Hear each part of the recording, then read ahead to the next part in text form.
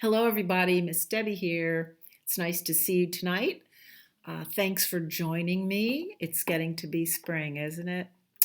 I'm just so happy about that. So, how are you? I'm pretty good, and I hope you are too. Hello, everybody. How are you? How are you? How are you? Hello, everybody. How are you? How are you today?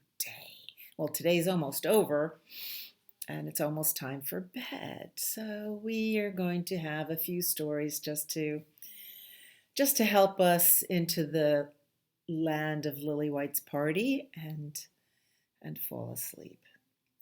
So let's do Thumpkin. Haven't done Thumpkin in a couple of weeks, so ready? Where is Thumpkin? Where is Thumpkin? Here I am. Here I am. How are you today, sir? Very well, I thank you. Run away, run away. Where is Pointer? Where is Pointer? Here I am, here I am. How are you today, sir? Very well, I thank you. Run away, run away. Do you often run away when you say hello to someone? Because we get shy, right? It's normal. Our next finger is tall lady. I like to think of her as a African princess with one of those big headdresses on, and she's so tall anyway. Where is tall lady? Where is tall lady? Here I am. Here I am. How are you today, ma'am? Very well, I thank you. Run away, run away. Where is Ring Man? Where is Ring Man? Here I am. Here I am. How are you today, sir? Very well, I thank you. Run away, run away. Ring Man is really difficult to stand up straight. What's the last finger called? You're right, it's Pinky. Where is Pinky? Where is Pinky? Here I am. Here I am. How are you today, dude? Very well, I thank you. Run away. Run away. So it's March. It's often said March comes in like a lion and goes out like a lamb. And that's because in the beginning of the month of March, it's still cold and windy. And by the time the end of March comes, it's nice and warm. And March is a crazy month. You'll often see pictures of a big cloud, blowing wind, and maybe a few flowers on the bottom. So March comes in like a lion, roar, and goes out like a lamb, nice and mild into the springtime. So my mother used to sing a song. I don't know if children sing it anymore. It goes like this. When March breezes blow and there's no more snow, who is first to grow? Pussy Willow. And I forgot to bring some Pussy Willows. I'll try to remember them next time. But you can find them in the supermarket in the florist section, and they look like just branches with these little gray buds on them, and they're so soft. And actually, you can just stick them in the ground and they'll grow roots and come up year after year. So you could have your own Pussy Willows and every year. So it's really fun. So in the spirit of winter going out, oh, I left my mitten at home too. This is called the mitten. It's an old folk tale. Actually, I have a mitten just like the boy in this book. See this red mitten? I have one just like it. And it's unraveling just like that one. This is a great story. Once upon a time, there was a happy little boy who loved to play. Yes, he did. And there is the happy little boy. And in the spring, he loved to climb trees and peek at baby birds. And in the summer, he loved to chase the golden butterflies. In the autumn, he loved to play in piles of golden leaves. And in the winter, he loved to play in the white, white snow. I'll bet you played in the white, white snow this year. We had plenty of it. And every winter, because she loved him, the little boy's grandmother would knit a great warm woolen hat that he could pull down over his little ears, a long warm woolen scarf that he could wrap 2 times around his little neck, and a pair of warm woolen mittens for his little hands. And on the cold, cold day of this story, the little boy dressed himself warmly in his hat and his scarf and his mittens, and he went outside to play. And there he is isn't he the cutest little thing? He's putting on his hat and his scarf and his mittens. He played, he's throwing snowballs. Oh, fun. And he played, what is he doing there? Yes, snow angels. And he played. He's sledding down. Uh-oh, did you see that? He lost his mitten. Don't worry. But when at last he came inside, it was discovered that one of his mittens was lost. Oh no, said the little boy. Don't worry, said the grandmother. We'll find it tomorrow. You've had enough of the cold for one day.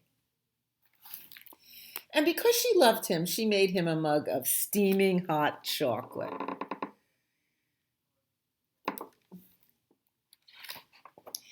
In the meantime, just while the little boy was sipping his hot chocolate, a squirrel came along and saw the lost mitten lying on the snow. Brrr, said the squirrel. My toes are cold as ice. This mitten looks so cozy and warm toes would feel so nice. He's looking inside. So the squirrel crawled into the little boy's mitten to warm his toes. Isn't that funny? The squirrel found the mitten quite warm and very comfortable, and soon he was so nice and toasty in there that he fell sound asleep. But just then along came a rabbit. Do you see the rabbit in the picture? Brrr, said the rabbit. Let me come in. No room, said the squirrel. Go away. Please, begged the rabbit. My toes are cold as ice. Your mitten looks so cozy and warm toes would feel so nice. Oh, okay, said the squirrel. You can come in. And the rabbit crawled in. It was a bit tight in there for two. Nevertheless, with a little budging over, they were able to manage. And very soon they were nice and toasty and warm, and they fell sound asleep. But just then along came a fox. Do you see the fox behind them? I saw a fox on the road today. Brrr, said the fox. Let me come in. No room, said the rabbit. No room, said the squirrel. Go away.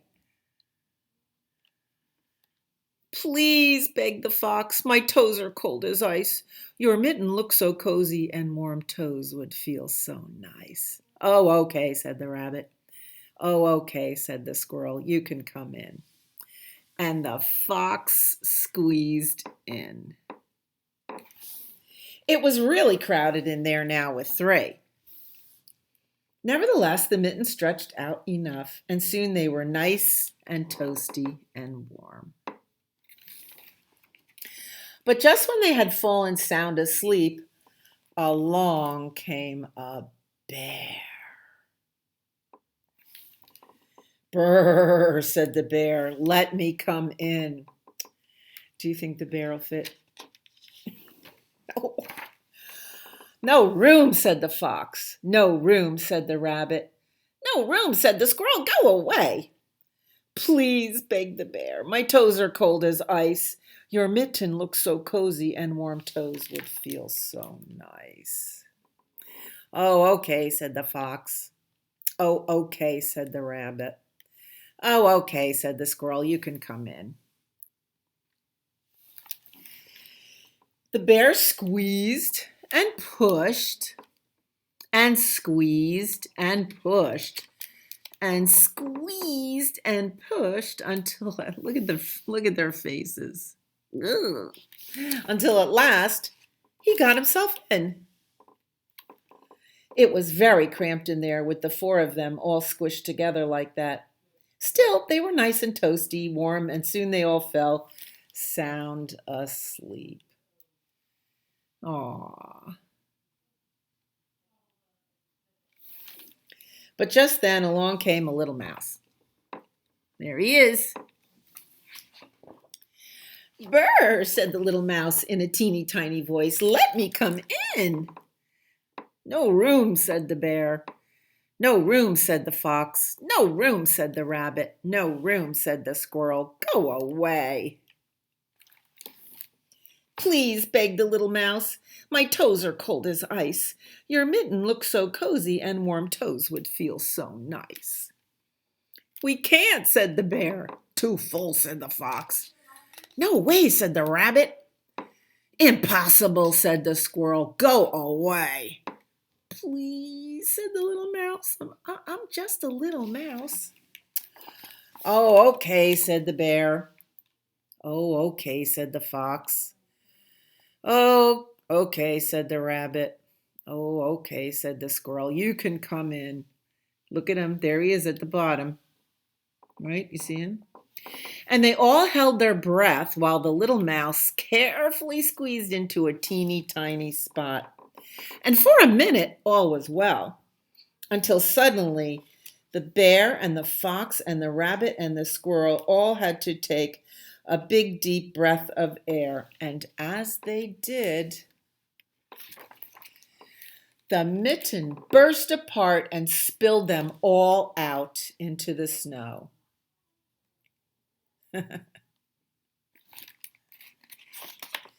What a shame, said the bear. What a shame, said the fox. What a shame, said the rabbit. What a shame, said the squirrel. Oh, it is a shame, said the little mouse. A terrible, terrible shame. No warm, cozy mitten. Then one by one, the mouse, the bear, the fox, the rabbit, and the squirrel all went off to find another place to warm their toes. In the morning, the little boy and his grandmother went out looking for the lost mitten. Soon they came upon bits and pieces of yarn lying in the snow. What could have happened? Asked the little boy. I have no idea, said the grandmother. But don't worry, I can knit another. And because she loved him, that's exactly what she did. The end. The Mitten, a very famous story. I happen to really like this one. It's retold by Jim Aylesworth and illustrated by Barbara McClintock. And you can get it right here at the New Providence Memorial Library. Just order it online and we'll put it in the foyer for you to pick up. The end. All right, so that's book number 1. All right, so we sang March Breezes Blow. When March breezes blow and there's no more snow, who is first to grow? Pussy Willow. Now, I was looking through the books and I found a good one. Two of my favorites. Hunky Dory. Hunky Dory's My Favorite Dog by Katie Evans. This is called Hunky Dory Found It. If you're a beginning reader, this is a book you could practice reading with. Do you have a dog? Do you have a dog that chews things or steals things? I think usually it's the big dogs that do that. And they get their big dog slobber over everything. Sarah Locke dropped a sock. Look what Hunky Dory's doing. Hunky Dory found it. Tommy Hall hit the ball.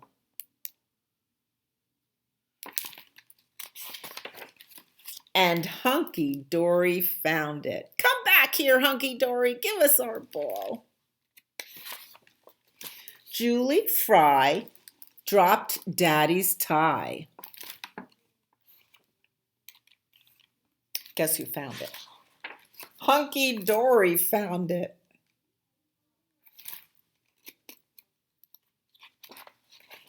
Lori Cook put down her book. She's sleeping on a hammock. And Hunky Dory found it. Never let a dog have a book. Amy Moat sailed a boat.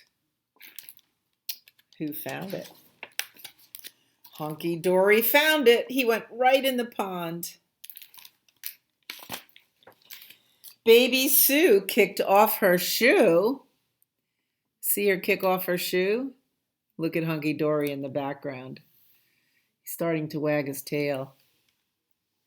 Baby Sue kicked off her shoe, and Hunky Dory found it.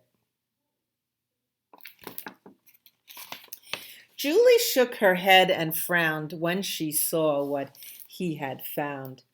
She put the treasures in a sack. Now look at all the things. It's the shoe, the ball, the boat, the sock, the book, the tie.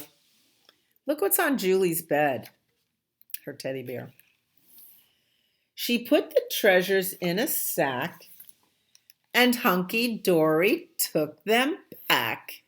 Good dog. Yeah, he was going to have something. He's got our bear. I love Hunky Dory books. They're kind of out of print, so I think there's just the two of them. And that's why we have to take good care of our books, because once they get ripped or broken and we have to discard them, they don't make them anymore. So you would never have this story again unless you had it memorized and could tell the story from memory, which people used to do in the old days. Before we had books, they would memorize stories and tell them that way. And a lot of times the stories were in rhyme, just like this, so it was easier to remember. Hunky Dory ate it. Oh boy. This is even more of a fun book. Again by Katie Evans. Look at, he's eating a flip-flop. Clara Lake baked a cake. Ooh, Hunky Dory ate it. Oh. Kate Donetti boiled spaghetti. And guess what? Ooh, Hunky Dory ate it. What a bad puppy. Julie Fry made a pie. It looks like a sand pie. Hunky Dory ate it. She's laughing. He's spitting. Blah, blah, blah. It's just sand. Sandy Drake grilled a steak. Uh-oh. Hunky Dory ate it. Look, Sandy Drake is running after him. Come back with my steak. Mr. Hart baked a tart. A tart is a little pie. Hunky Dory ate it. Well, that looks like a big pie. Oh, my word. Hunky Dory's stomach dragged. His sturdy tail no longer wagged. Ooh, bellyache. Julie found her naughty pet. She quickly took him to the vet. Dr. Phelps had to help. Hunky Dory ate it. She gave him medicine. Dogs don't usually eat their medicine. And Hunky Dory hated it. He hated his medicine, but it was going to make him feel better. So those are the two Hunky Dory books. Aren't they great? I love them. I think about Hunky Dory all the time, year after year. Anyway, we're going to sing our ABCs, so let's practice. Just take a deep breath. I need to take a few deep breaths, I think. Okay, ready? A, B, C, D, E, F, G, H, I, J, K, L, M, N, O, P, Q, R, S, T, U, V, W, X, Y, and Z. Be a gorilla. Now I know my ABCs. ABCs. Next time, won't you sing with me? When gorillas are so proud of themselves, they pound on their chests. Yeah, and you should be proud too. Now, we're going to separate out those 5 special letters called vowels and have fun singing with them and their sounds. So the little verse goes, I like to eat apples and bananas. That's easy, right? I like to eat, eat apples and bananas. I like to eat, eat apples and bananas. Okay, here's our first letter A. I like to eat, apples and bananas. I like to eat, apples and bananas. What letter is that? You are correct. That is E. I like to eat, apples and bananas. I like to eat, apples and bananas. This one is very easy to remember. I like to eat, apples and bananas. I like to eat, apples and bananas. O is fun. I like to oat, apples and bananas. I like to oat, apples and bananas. And the funniest vowel is U, which sounds like ooh. I like to oot, apples and bananas. I like to oot, apples and bananas. I like to eat, apples and bananas. I like to eat, apples and bananas. I love that song. I'm older than you and I like to sing that song because it's just so much fun. Okay, let us do, this is a Dr. Seuss book by Dr. Seuss, The Foot Book. Short and sweet, and we celebrate Dr. Seuss's birthday on March 2nd or all week or all month. We always celebrate Dr. Seuss because we love him so much. Or do we? Some of his books are much more fun than others. And his illustrations are a lot of fun. So what we need is a new illustrator to come up with these kooky and fun illustrations for our modern times. The Foot Book by Dr. Seuss. Left foot, right foot, right. Feet in the morning, feet at night. Left foot, right. Wet foot, dry foot. Low foot, high foot. Front feet, back feet. Red feet, black feet. Left foot, right foot, feet. How many feet you meet. Is it fun to look at people's feet and their shoes? Yeah. Slow feet, quick feet, trick feet, sick feet. Up feet, down feet. Here come clown feet. Small feet, big feet. Here come pig feet. His feet, her feet, fuzzy fur feet. In the house and on the street, how many feet you meet. Up in the air feet, over a chair feet, more and more feet, 24 feet. Here come more and more and more feet. Left foot, right foot, feet, feet, feet. Oh, how many feet you meet.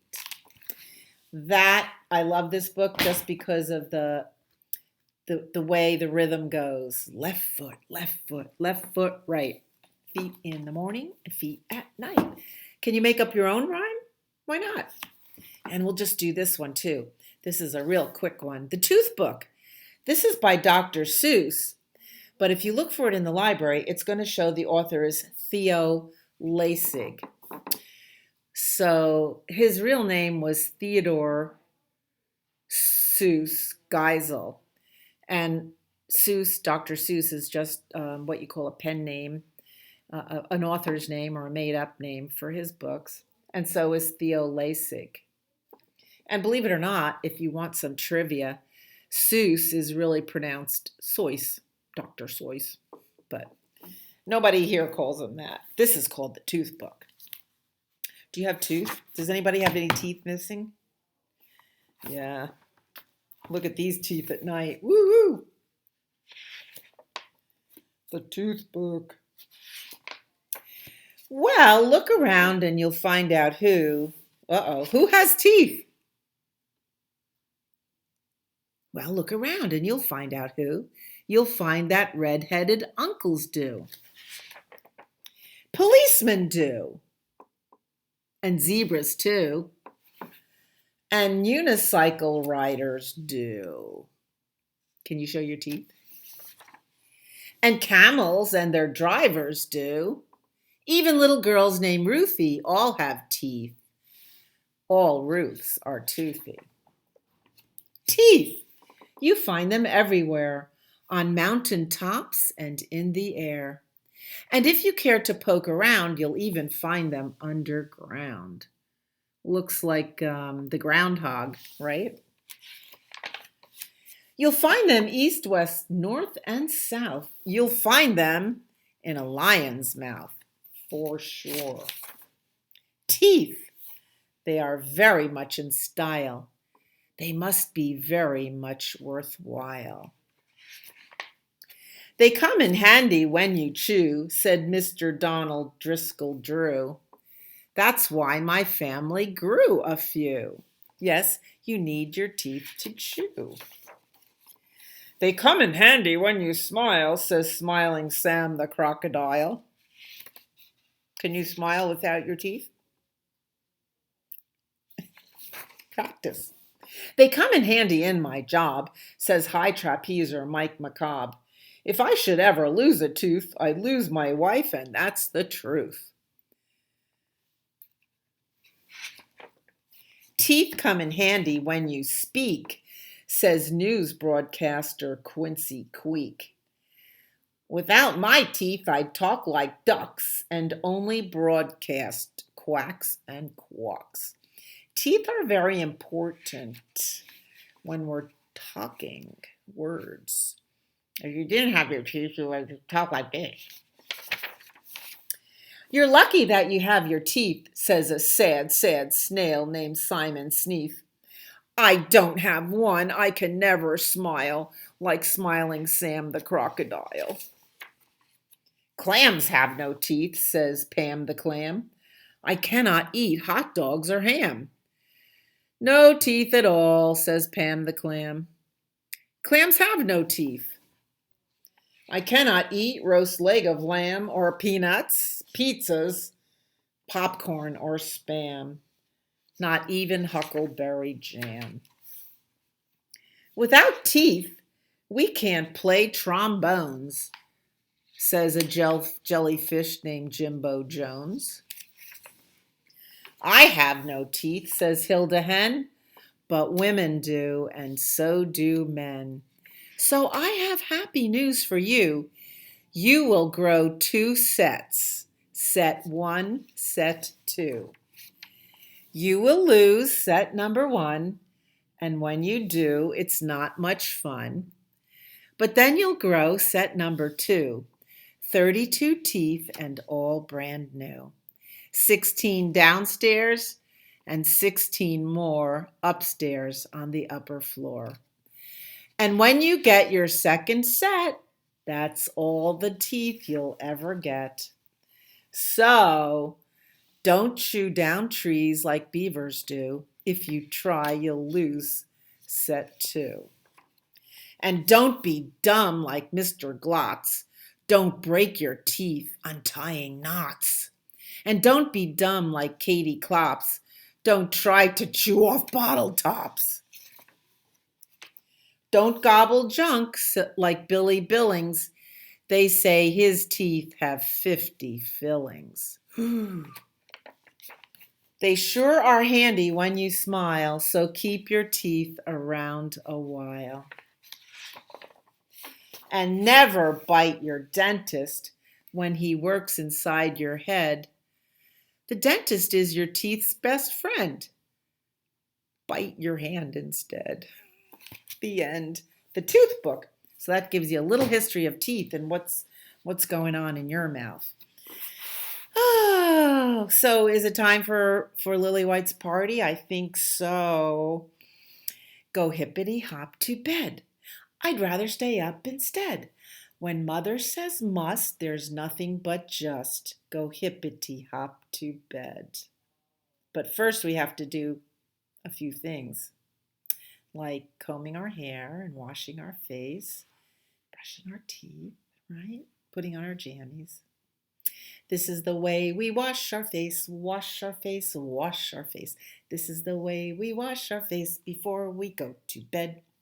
This is the way we comb our hair, comb our hair, comb our hair. This is the way we comb our hair before we go to bed. This is the way we brush our teeth, brush our teeth, brush our teeth. This is the way we brush our teeth before we go to bed. By the way, when you comb your hair back, that just becomes the place where mommy and daddy could kiss you goodnight, right at the top of your forehead. This is the way we blow a kiss, blow a kiss, blow a kiss. This is the way we blow a kiss before we go to bed. I have to read this again. I might have to read this every week because this is the truest, true bluest bedtime book. Winkin', blinkin', and nod, right? I don't know. This was pretty popular a long time ago. I'm going to make it popular again. Winkin', blinkin', and nod. He's looking out the window. Have you seen the moon out the window? Yep. Winkin', blinkin', and nod one night sailed off in a wooden shoe. Sailed on a river of crystal light into a sea of dew. Where are you going and what do you wish? The old moon asked the three. We have come to fish for the herring fish that live in this beautiful sea. Nets of silver and gold have we, said Winkin', Blinkin', and Nod. The old moon laughed and sang a song as they rocked in the wooden shoe, and the wind that sped them all night long ruffled the waves of dew. The little stars were the herring fish that lived in that beautiful sea. Now cast your nets wherever you wish. Never afeard are we, so cried the stars to the fishermen three, Winkin', Blinkin', and Nod. All night long their nets they threw to the stars in the twinkling foam. Then down from the skies came the wooden shoe, bringing the fishermen home.